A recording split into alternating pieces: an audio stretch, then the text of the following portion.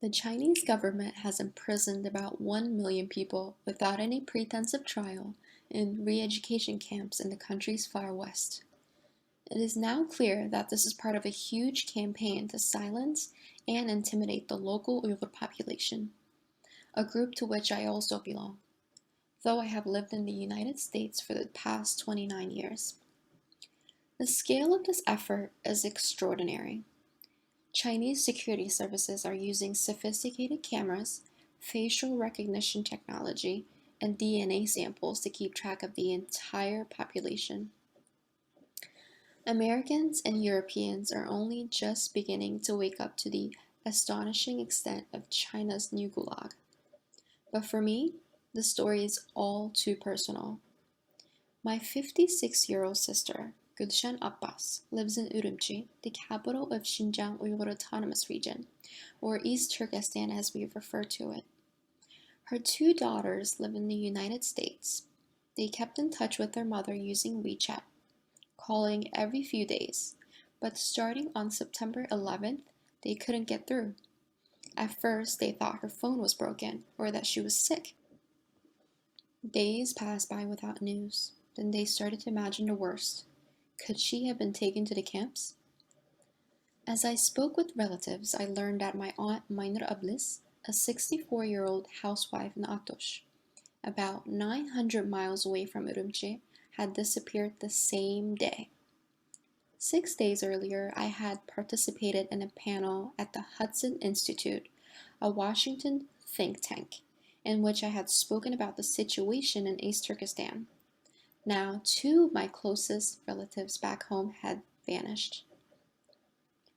Although the Chinese government never needs a reason for taking someone, these two women seemed like unusual targets. My sister hadn't traveled to any Muslim countries, and she worked as a doctor in a government-run hospital. Neither my aunt nor my sister fits any of the usual criteria for detention in the camps. But we gradually realized that it must have something to do with me.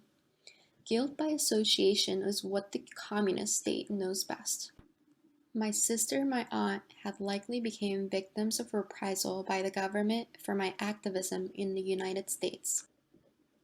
I have been campaigning for Uyghur human rights and democracy since I have arrived in the United States in 1989.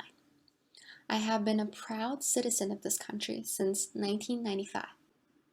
In January of this year, I founded the One Voice, One Step campaign to expose the mass incarceration of the Uyghurs. On March 15th, I organized a global protest. Protests in solidarity with the campaign successfully took place across the globe in 14 countries, including a demonstration in front of the United Nations building in New York. It was this activism that likely led China to retaliate against my family by taking them hostage. My niece are worried about Gulshan's health because she has high blood pressure, migraines, and back problems. They also know that their mother had been hospitalized for osteoporosis just before her disappearance. All this would be bad enough, but there are also credible reports of torture and death in the camps. The conditions are so intolerable that 55-year-old Kaiser Qiyum, the editor-in-chief in a literary magazine who was a brother of my high school classmate, recently committed suicide by jumping from an 8th floor window out of fear of being detained. China has brutally persecuted the people of East Turkestan for years. Since Mao Zedong's occupation of East Turkestan in 1949, the government has tried relentlessly to destroy Uyghur culture and religion, viewing them as barriers to Beijing's plans for development of the region and beyond. I'm sad to see that there has been so little response from the international community. As a member of the European Parliament, Ignacio Corral recently said, "Concentration camps are back. There are no other words to describe what's happening in Xinjiang. Colleagues, what else do we have to witness before taking concrete actions? Gas chambers? Mass executions? It is time once more to say never again to ethnic genocide. Let's stop this cruelty against humanity before it's too late.